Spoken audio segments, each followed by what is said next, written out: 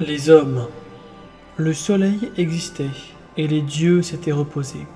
Les arbres fleurissaient, les poissons parcouraient les eaux, les oiseaux volaient dans les airs, et une multitude d'animaux avaient envahi la terre. Mais aucun d'eux n'avait conscience qu'il devait rendre grâce à quelqu'un pour la création du soleil. Les dieux en étaient offensés et déçus. « Nous allons créer un homme, se dirent-ils. Lui nous connaîtra et nous sera reconnaissant. » Et il en fut comme il avait dit. Tlaloc, le dieu bleu, modela en hâte un homme avec de l'argile parce qu'il voulait être le premier.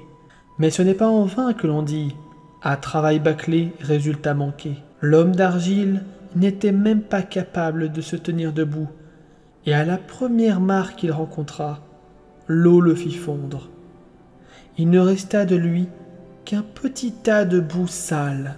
« C'est bien l'idée de Tlaloc de faire un homme avec de l'argile, » ricana Xipetotec, le dieu rouge. « Vous verrez, les hommes que je ferai ne fondront pas si facilement. » Il prit un couteau d'obsidienne, coupa quelques branches et en fabriqua des marionnettes. Elles avaient des bras, des jambes et des nez, et bien sûr ne fondaient pas dans l'eau. Les dieux leur donnèrent la vie. Mais, devenus vivants, les hommes de bois continuèrent à se comporter comme des marionnettes. Jamais un sourire n'éclairait leur visage, jamais une larme ne coulait dans leurs yeux. Ils battaient leurs chiens sans pitié et ne leur donnaient rien à manger. Ils laissèrent les plats et les pots si longtemps sur le feu qu'ils éclataient. Ils se battaient entre eux au point de faire craquer leurs membres de bois. Ces gens ne plaisaient pas du tout aux dieux et ils connurent une fin lamentable. Les bêtes, les pots, les bâtons et les pierres les attaquèrent un beau jour. Ils allumèrent un grand feu et y jetèrent d'un seul coup tous les hommes de bois pour qu'ils s'y consument, comme les vulgaires branches dont Xipetotec les avait fait. L'argile et le bois sont des matières trop ordinaires, et ils ne conviennent pas pour fabriquer des hommes. L'or est ce qu'il y a de plus cher et de plus précieux. Nous allons utiliser de l'or pour fabriquer les hommes. Et Tezcatlipoca façonna des hommes en or. Il n'en fit pas beaucoup, mais ils resplendissaient d'un tel éclat qu'ils éblouissaient les yeux. Mais ils étaient si beaux que tout le monde les servait, que tout le monde les craignait, et qu'ils s'emparaient sans vergogne de tout ce qu'ils voulaient.